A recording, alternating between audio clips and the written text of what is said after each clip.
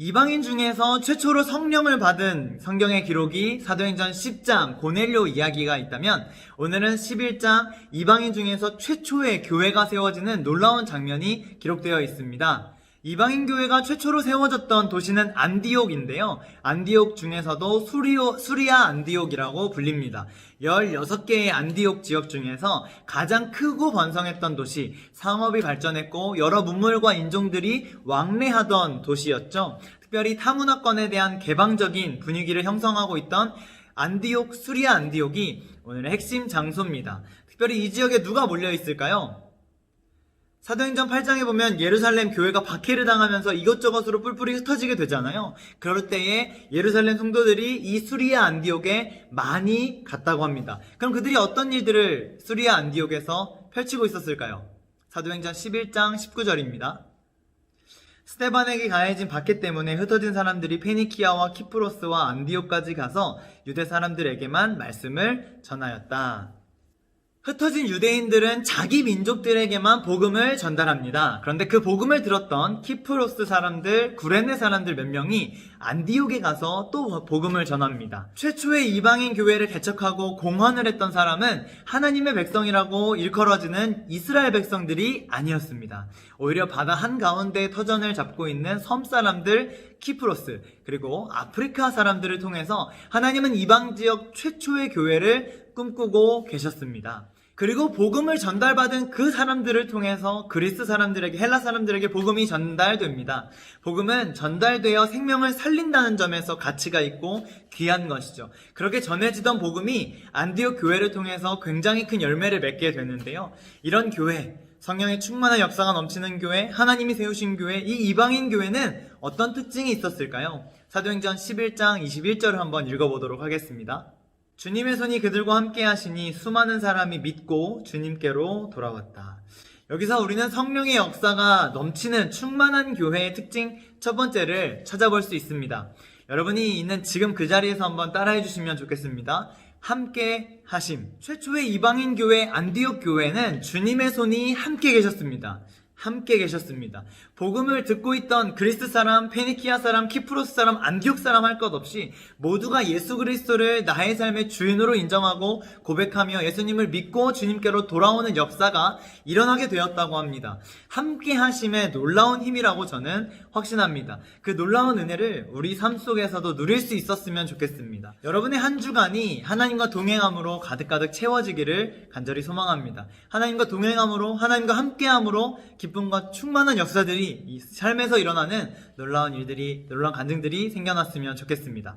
성령의 역사가 충만한 교회 첫 번째가 함께 하심이었다면 두 번째는 26절입니다. 한번 같이 읽어볼까요? 그를 만나 안디옥으로 데려왔다. 두 사람은 1년 동안 줄곧 거기에 머물면서 교회에서 모임을 가지고 많은 사람을 가르쳤다. 제자들은 안디옥에서 처음으로 그리스도인이라고 불리었다. 이방인 최초의 안디옥 교회가 세워졌다는 것을 예루살렘 교회가 듣고 선교사 한 명을 파송합니다. 바나바라고 하는 사람인데요. 바나바가 그 안디옥 교회에 가서 성령의 충만한 역사들을 보면서 굉장히 기뻐합니다. 그러고 난 다음에 한 명을 찾으러 갑니다. 바나바가 누굴 찾으러 갔을까요? 바로 역사 속에서 잊혀져 있던 사울, 바울이죠. 찾으러 다소까지 갑니다. 얼마나 먼 길을 간 것이냐면요. 제가 지도를 한번 준비했는데 예루살렘에서 안디옥까지도 꽤 먼 거리인데 안디옥에서 바울을 찾으러 또 다소까지 올라갑니다. 예루살렘에서 다메섹을 지나 안디옥까지, 그리고 안디옥에서 또 다소까지 올라갑니다.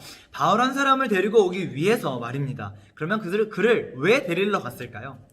이미 우리가 읽어봤지만 바울과 함께 바나바는 안디옥 교회를 건강하게 세워나가기 위해서 1년 동안이나 그곳에 머물면서 많은 사람들을 가르치고 모임들을 진행합니다. 성령의 역사가 충만한 교회의 두 번째 특징은요, 가르치고 배우는 일이 끊임없이 일어난다라고 하는 것입니다. 저는 하나님께서 일주일에 딱 1시간 이 예배를 통해서 우리의 모든 삶과 인생을 송두리째 바꾸어 주실 수 있는 분이라고 믿습니다. 그러나 여러분, 수많은 믿음의 선배들이 하나님을 만난 뒤에, 하나님을 믿은 뒤에 그 이후에도 계속되는 성경 공부와 또 성경을 가까이 함으로 인하여서 삶의 성장을 이루어 갔다는 것을 기억해야 할 것입니다. 지난주 베드로 이야기로 잠깐 돌아가 볼까요? 요빠 지역에서 죽어있는 다비다를 살려냄으로써 많은 사람들이 주님께로 돌아옵니다. 그런데 이 베드로가 다른 지역으로 바로 이동하지 않습니다. 왜냐하면 요빠 지역의 사람들이 베드로를 붙잡고 말씀을 가르쳐달라, 복음에 대해서 듣고 싶다, 예수님이 누구신지 소개해달라, 이런 요청을 했기 때문일 것입니다.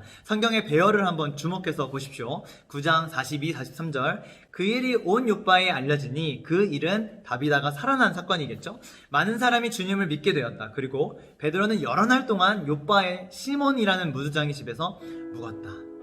많은 사람이 다비다의 사건을 통해서 주님을 믿게 됐지만 베드로는 요빠에서 계속해서 생활하면서 예수님에 대해서 가르치고 요빠 사람들은 베드로를 통해서 예수님에 대해서 듣게 됩니다. 교육받았다라고 하는 것이죠. 성장하기 위해서는 반드시 배워야 한다라는 원리가 적용되고 있습니다. 오늘 본문도 마찬가지죠. 바나바가 파송돼서 이방인 교회에 도착했을 때 이미 성령께서 함께 하셨기 때문에 교회는 많은 사람들이 있었고 또 주님께로 그들이 돌아왔음을 바나바가 봤습니다. 믿음 안에서 교회가 튼튼하게 성장하고 있었던 것이죠. 그럼에도 불구하고 바나바가 안디옥에 도착하여서 한 일이 무엇입니까? 바울을 불러서 그들을 가르치는 것입니다. 성장하기 위해서는 교육이 반드시 필요하다라고 판단했던 것이겠죠. 이 시대 2021년도에도 수많은 사람들이 교회 다니다가 이탈하기도 하고 이단에 빠지기도 합니다. 잘못된 교리에 넘어져 버리고 말아요. 이런 사례들을 들을 때 마음이 많이 아픕니다. 제대로 가르쳤어야 하는데, 예수님을 말해줬어야 하는데, 성경책을 정확하게 알려주었어야 하는데 책임감이 막 듭니다. 사랑하는 중등부 친구들, 여러분은 안전하신가요? 사랑하는 여러분, 여러분들에게 간곡하게 부탁합니다. 배워야 합니다. 말씀을 읽고, 말씀을 듣고, 말씀을 배워야 합니다. 예수님에 대해서 계속해서 우리가 배워갈 때, 그리고 말씀을 통해서 성장해가는 여러분이 되어질 때, 여러분의 삶은 성령의 충만한 삶으로 변화되어질 것입니다. 말씀을 정리해 보겠습니다. 26절 한 번만 더 보겠습니다. 안디옥 교회가 주님과 늘 동행하고 또 말씀을 배우고 말씀을 가르치면서 삶의 변화가 일어날 때, 한마디로 성령 충만한 교회로 변화되어져 갈 때 세상 사람들은 어떻게 그들을 평가합니까? 네, 오늘 말씀 보면 그리스도인이다 라고 평가하죠. 안디옥에서 처음으로 그리스도인이다 라고 불렸다고 합니다. 여러분들은 친구들에게 혹은 가족들에게 어떤 별명으로 불림을 당하는지 모르겠습니다. 저는 여러분들 모두가 그리스도인이다 라는 불림 받기를 간절히 소망합니다.